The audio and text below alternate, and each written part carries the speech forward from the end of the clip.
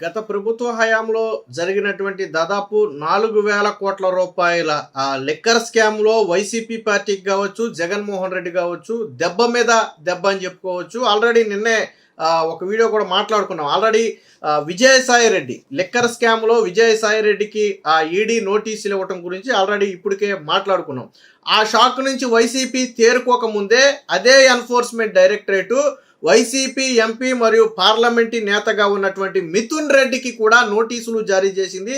Twist ఏంటంటే ఈ నెల 22న విజయసాయి రెడ్డి హాజరైతే 23న మిథున్ రెడ్డిని హాజరు కమ్మని నోటీసులు జారీ చేశారు. అంటే నెక్స్ట్ డేనే విజయసాయి రెడ్డి విచారణ జరిగినటువంటి నెక్స్ట్ డేనే మిథున్ రెడ్డి విచారణకు రమ్మని చెప్పి ఆదేశించారు. సో దీంతో ఇప్పటికే విజయసాయి రెడ్డి ఎప్పుడైతే విచారణకు రమ్మన్నారో అది కొంత వైసీపీకి ఉలిక్కిపాటుగా మారింది. ఎందుకంటే ఆయనే అప్రూవర్గా మారతాడా అన్నట్టుగా అనుమానం ఉంది. ఆయన గతంలోనే చెప్పాడు ఈ లిక్కర్ స్కామ్ మొత్తం రాజకసిరెడ్డి ఆధ్వర్యంలో జరిగింది, మొత్తం ఆయనకే తెలుసు అని చెప్పి చెప్పడంతో పాటు ఇంకా ఇందులో ఎవరెవరి ఇన్వాల్వ్మెంట్ ఉందో నాకు తెలుసు అని చెప్పి ఒక వ్యాఖ్య చేశాడు. అంటే లిక్కర్ స్కామ్ జరిగిందని విజయసాయి రెడ్డి గతంలో ఒప్పుకున్నాడు. పైగా ఆయన చేసినటువంటి నిన్న వెనిజులా దేశంలో జరిగినటువంటి వెనిజులా అధ్యక్షుడిని ఎత్తుకురావటం అంశాన్ని ఉదాహరిస్తూ ఒక వ్యాఖ్య కూడా చేశాడు విజయసాయి రెడ్డి. ఏంటది?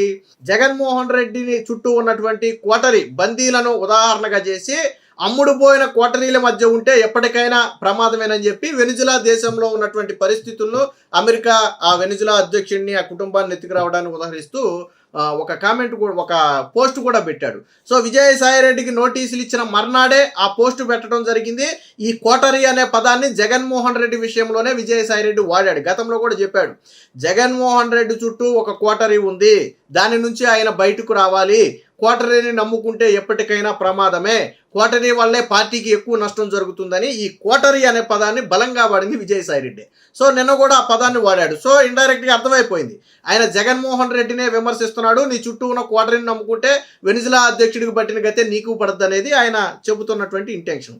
సరే, ఇప్పుడు మిథున్ రెడ్డిని 23న అంటే విజయసాయి రెడ్డి 22న ఇచ్చే వాంగ్మూలం నమోదు చేసిన వెంటనే 23న మిథున్ రెడ్డిని పిలవటం వెనక ఎన్ఫోర్స్మెంట్ డైరెక్టరేట్ ఏదైనా ఒక స్ట్రాటజీ ఫాలో అవుతుందా అనే అనుమానం ఉంది. ఎందుకంటే విజయసాయి రెడ్డి నుంచి సేకరించిన ఆధారాలను మిథున్ రెడ్డి ముందు పెట్టి ప్రశ్నించే అవకాశం కూడా ఉంది. ఇకపోతే వీళ్ళిద్దరూ కూడా లిక్కర్ స్కామ్లో ఉన్నట్టుగానే గతంలో సిట్టు కూడా చెప్పింది. ఆల్రెడీ మిథున్ రెడ్డి లిక్కర్ స్కామ్లో అరెస్ట్ అయ్యి దాదాపు 70 రోజులు 71 రోజులు జైల్లో ఉండి బయటకు వచ్చినటువంటి వ్యక్తి. అంటే పూర్తి స్థాయిలో గతంలో మిథున్ రెడ్డి మీద అనేక సందర్భాల్లో బెయిల్ పిటిషన్ వేసినా కానీ ఆ కేసు తీవ్రత చూస్తే మేము ఇవ్వడం కుదరదని చెప్పి కొట్టేసినటువంటి పరిస్థితి. దాదాపుగా 71 రోజు ఉన్న తరువాతే మిథున్ రెడ్డి జైలు నుంచి బయటకు వచ్చాడు. సో అది కూడా ఏదో పార్లమెంట్ సమావేశాలు అయ్యి ఏదో మొత్తానికి ఏదో చెప్పి బయటకు వచ్చినట్టున్నాడు. ఇప్పుడు మిథున్ రెడ్డిని వాంగ్మూలానికి పిలవటం వెనక ఈడీ కూడా బలమైన స్ట్రాటజీ ఫాలో అవుతుంది. ఇప్పటికే కొన్ని ప్రాథమిక ఆధారాలు సేకరించినట్టుగా అనుమానం. అటు విజయసాయి రెడ్డిని ప్రశ్నించడానికి, ఇటు మిథున్ రెడ్డిని ప్రశ్నించడానికి ఇప్పటికే ఎన్ఫోర్స్మెంట్ డైరెక్టరేట్ కొన్ని ప్రాథమిక ఆధారాలు సేకరించినట్టుగా తెలుస్తుంది. ఆల్రెడీ ఇప్పటికే ఏపీ ప్రభుత్వం ఏర్పాటు చేసినటువంటి సిట్ నుంచి కూడా ఎన్ఫోర్స్మెంట్ డైరెక్టరేట్ కొన్ని ఆధారాలను, కొన్ని వారికి కావాల్సినటువంటి సమాచారం మొత్తం కూడా ఇప్పటికే వాళ్ళు తీసుకున్నారు. సో ఎన్ఫోర్స్మెంట్ డైరెక్టర్ అంటే ఈడీ ఎంటర్ అయితే కేసులు అంత ఈజీగా ఉండవు. మనీ లాండరింగ్ వ్యవహారంలోనే ఈడీ ఎంటర్ అవుతుంది. జగన్మోహన్ రెడ్డి మీద కావచ్చు, విజయసాయి రెడ్డి మీద కావచ్చు ఇప్పటికే ఈడీ కేసులు ఉన్నాయి. ఎందుకు వీళ్ళు ఇప్పటికే ఈ రోజుకి కేసుల నుంచి బయటపడలేకపోతున్నాడంటే ఈడీ కేసులు అంత బలంగా ఉంటాయి. మనీ లాండరింగ్ జరిగిందని, ట్రయల్ జరిగిందని నిరూపించగలిగితే ఇక ఆ కేసులను అంత ఈజీగా తప్పించుకోలేరు. సో ఇప్పుడు ఈడీ ఎంటర్ అవటం అనేది ఒక రకంగా మిథున్ రెడ్డికి మింగుడు పడని అంశమే. సరే, సిట్ అంటే ఇది రాష్ట్ర ప్రభుత్వ కక్ష అని చెప్పేదో కొట్టేయొచ్చు, కానీ ఎన్ఫోర్స్మెంట్ అంటే సెంట్రల్ గవర్నమెంట్ ఆధ్వర్యంలో ఉన్నటువంటి ఈడీ రైడ్స్ చేస్తే, ఈడీ విచారణ చేస్తే దాన్ని ఎలా కొట్టేస్తారు? అది సెంట్రల్ గవర్నమెంట్ అండర్లో కదా నడిచేది. సో ఆ విషయం వీళ్ళకు కూడా తెలుసు. సో ఏదేమైనా మొత్తంగా ఇప్పుడు మిథున్ రెడ్డిని విచారణకు పిలవటంతో ఒక్కసారిగా వైసీపీలో ఉలిక్కిపడ్డని చెప్పొచ్చు. అయితే మిథున్ రెడ్డి హాజరవుతాడా లేదా అనేది ఇక్కడ క్వశ్చన్ మార్క్. నోటీసులు అయితే ఇచ్చారు. సో ఏదన్నా రీజన్ చెప్పి తప్పించుకుంటాడా, కొంత సమయం తీసుకుంటాడా అంటే ఈడీ సడన్గా పిలవటంతో ఒక రకంగా ఈయనకి మిగుడుపడిన అంశమే అది. సరే, ఎప్పటికైనా పిలుస్తుందనే అవమానం ఉన్నప్పటికీ కూడా విజయసాయి రెడ్డిని విచారించిన వెంటనే మిథున్ రెడ్డిని విచారించడం వెనక ఏదైనా స్ట్రాటజీ ఉందా అనే అనుమానం అయితే వైసీపీ పార్టీలో బలంగా ఉంది. ఎందుకంటే ఈ బేసిక్గా విచారణలు ఎలా జరుగుతాయంటే ముందు కింది స్థాయి నుంచి మొదలు పెడతారు. సో వాళ్ళ నుంచి సేకరించిన సమాచారంతో పైవాడిని విచారిస్తారు. అక్కడి నుంచి సేకరించిన సమాచారంతో ఇంకొద్దు పైవాడిని, అలా ఒక స్టెప్లుగా విచారించుకుంటూ వెళ్తారు. సో అదంతా ఒక స్ట్రాటజీ ప్రకారం జరిగే విచారణ అది. ఎందుకంటే వాళ్ళు ఇచ్చిన ఆధారాలను ముందు పెట్టి ప్రశ్నిస్తారు. సో చచ్చినట్టు సమాధానం చెప్పాల్సిన పరిస్థితి వస్తుంది. కింద ఇచ్చిన ఆధారాలను వాళ్ళ ముందు పెడితే దానికి సమాధానం చెప్పాల్సి వస్తుంది.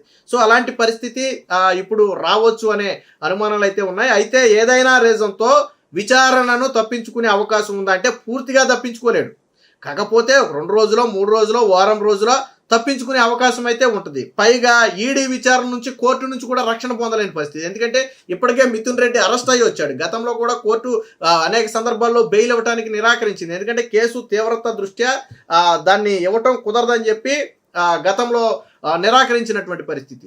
సో ఏదైనా ఒక రకంగా వైసీపీకి షాక్ మీద షాక్ లాంటిది. అటుపక్క విజయసాయి రెడ్డి పార్టీ నుంచి దూరం అయినప్పటికీ కూడా, అంటే ప్రస్తుతానికి వైసీపీ పార్టీలో క్రియాశీలకంగా లేకపోయినా, నాడు విజయసాయి రెడ్డికి కూడా ఈ లిక్కర్ స్కామ్కు సంబంధించినటువంటి అన్ని వ్యవహారాలు తెలుసు అనేది ఈ రోజు ప్రధానంగా అటు ఈడీ కానీ ఇటు సిట్ కానీ భావిస్తున్నటువంటి అంశం. ఎందుకంటే అప్పుడు లిక్కర్ స్కామ్ సమయంలో జరిగినటువంటి సమీక్షా సమావేశాలు కావచ్చు, లేదా పాలసీ మార్పుల విషయంలో కావచ్చు, లేదా వచ్చిన సొమ్ము మొత్తాన్ని కూడా తరలించడంలో కావచ్చు, ప్రతి చోట కూడా విజయసాయి రెడ్డి వాటిలో పాల్గొన్నాడు కాబట్టి ఆయనకు రూటింగ్ అంతా తెలుసు అనేది వాదన. ఆయన ఏమంటాడంటే, నేను నామమాత్రుడిని, నేను పాల్గొనలేదని డైరెక్ట్గా చెప్పట్లేదు, కానీ నేను నిమిత్త మాత్రుడిని, మొత్తం రాజకసిరెడ్డికే తెలుసు, రాజకసిరెడ్డే చేశాడు. అంటే లిక్కర్ స్కామ్ జరిగిందని విజయసాయి రెడ్డి ఒప్పుకున్నాడు. లిక్కర్ స్కామ్ జరగలేదని విజయసాయి రెడ్డి చెప్పట్లా. స్కామ్ జరిగింది, కానీ ఎవరు చేశారు? రాజకసిరెడ్డి చేశాడు. ఆ పైన ఎవరున్నారు నాకు తెలియదు. రాజకసిరెడ్డి అయితే చేశాడు. కావాలని నేను ఆధారాలు ఇస్తా, నా దగ్గర ఉన్న సమాచారం మొత్తం చెప్తాను నేను. ఆ పైన ఎవరున్నారని అడిగితే దానికి మాత్రం నాకు తెలియదు, అది రాజకసిరెడ్డిని అడగండి మీరు, నాకు తెలియదు అని చెప్పి గతంలోనే విజయసాయి రెడ్డి చెప్పాడు. సో ఇప్పుడు కూడా విజయసాయి రెడ్డి నిన్న ట్విట్టర్లో జగన్మోహన్ రెడ్డిని ఏదో క్వార్టరీలు అని చెప్పి వెనిజులా అధ్యక్షుడితో పోల్చి ఒక ట్వీట్ వేయటం అనేది కూడా ఒక రకంగా ఉత్కంఠగా మారింది. ఎందుకంటే ఈడీ నోటీసులు ఇచ్చిన కొద్ది గంటల్లోనే ఆయన సోషల్ మీడియా వేదికగా పోస్ట్ వేశాడు. కానీ వెనిజులా అధ్యక్షుడిని ఎత్తుకుపోయింది ఇప్పుడు 2 వారాల క్రితం. అది ఇప్పుడు ఘటన కాదు, ఇప్పుడు వేయాల్సిన పోస్ట్ కాదు. నిజంగా వేయాలంటే గతంలో వేసి ఉండాలి. కానీ ఎందుకు ఎన్ఫోర్స్మెంట్ డైరెక్టరేట్ నోటీసులు ఇచ్చాకే చేశాడు అంటే విజయసాయి రెడ్డి కొద్ది కడుపు మాట ఉంటే ఉండొచ్చు. ఇప్పుడు మిథున్ రెడ్డిని పిలవటం అనేది వైసీపీకి ఇంకా తలనొప్పే వ్యవహారం. ఇప్పటికే 71 రోజులు జైల్లో ఉండొచ్చాడు, పూర్తి స్థాయిలో నిండా మునిగిపోయాడు. మొత్తం ఈ మనీ వ్యవహారం మొత్తం కూడా దగ్గరుండి చక్కబెట్టింది మిథున్ రెడ్డి అనేది ప్రధానంగా ఉన్నటువంటి ఆరోపణ. అంటే కింగ్ పిన్కి డబ్బు చేరింది కదా, ఎవరి నుంచి చేరింది అంటే మిథున్ రెడ్డి నుంచి చేరింది. మిగతా షాపులన్నింటి నుంచి రాజకేశ్వర రెడ్డి పోగేస్తే, రాజకేశ్వర రెడ్డి నుంచి చెవిరెడ్డికి వెళ్తే, చెవిరెడ్డి నుంచి మిథున్ రెడ్డికి వస్తే, మిథున్ రెడ్డి నుంచి కింగ్ పిన్కి వెళ్ళింది. ఆ కింగ్ పిన్ ఎవరు అనేది అందరికీ తెలిసిన విషయమే. సో ఎలా జరిగింది అనేది కూడా ఇప్పటికే కొన్ని ఆధారాలు కూడా సేకరించింది సిట్టు. అంటే దీన్ని ఏ విధంగా రూటింగ్ చేశారు, నిధులు అంటే ఈ కరెన్సీని మళ్ళీ విదేశాలకు తరలించి వైట్ మనీగా కూడా మార్చారనేది కొంత ఉన్నటువంటి ఆరోపణ. సో వీటన్నిటికీ ప్రధానంగా అంతిమంగా ఎవరి చేతిలో ఈ నగదు మారింది అంటే మిథున్ రెడ్డి చేతిలో మారింది అనేది ఇప్పుడు ఉన్నటువంటి ప్రధాన వాదన. సో ఆ వాదనకు బలం చేకూరుస్తూనే ఇప్పుడు ఎన్ఫోర్స్మెంట్ డైరెక్టరేట్ కూడా మిథున్ రెడ్డికి అయితే నోటీసులు ఇచ్చింది. సో ఒక రకంగా ఇది వైసీపీకి మింగుడు పడని అంశం. ఎందుకంటే ఏమో విచారణలో అరెస్ట్ చేసిన ఆశ్చర్యపోవాల్సిన అవసరం లేదు. విజయసాయి రెడ్డిని కావచ్చు, ఇటు మిథున్ రెడ్డిని కావచ్చు. ఈడీ వ్యవహారం ఎలా ఉంటుందంటే విచారిస్తారు, వాళ్ళ దగ్గర కొన్ని కీలక ఆధారాలు ఉన్నాయి అనుకుంటే వెంటనే అదుపులోకి తీసుకుంటారు. సిబిఐ అయినా అంతే అనుకోండి. సో అలాగా ఈడీ కూడా ఏంటంటే అదుపులోకి తీసుకోవచ్చు. సో ఏది చెప్పలేం. సో ఏది ఏమైనా మొత్తంగా ఈ లిక్కర్ స్కామ్ అనేది వైసీపీ మేరకు బలమైన ఉచ్చుగా మారుతుంది. ఇటు విజయసాయి రెడ్డి ఏం మాట్లాడతాడు, దాన్ని ఆధారంగా చేసుకుని మిథున్ రెడ్డిని ఏం ప్రశ్నిస్తారు, ఎటువంటి లింకులు బయట పెడతారు అనే ఒక భయం అయితే వైసీపీ కీలక నేతల్లో ఉంది. ఇంకో పక్క ఇదే లిక్కర్ స్కామ్ లో ఉన్నటువంటి కల్తీ మద్యానికి సంబంధించి ఇప్పటికే అద్దేపల్లి జనార్దన్ కావచ్చు, లేదా సోదరులు కావచ్చు, జోగి రమేష్ సోదరులు కావచ్చు, వీళ్ళందరికీ బెయిల్ ని వాయిదా వేశారు, బెయిల్ ఇవ్వడానికి తిరస్కరించారు. సో మొత్తంగా ఈ లిక్కర్ కేసు అనేది లిక్కర్ స్కామ్ కావచ్చు, కల్తీ లిక్కర్ కావచ్చు, ఈ రెండు కూడా వైసీపీకి బలమైన ఉచ్చులుగా మారుతున్నాయి అనడంలో మాత్రం సందేహం లేదు.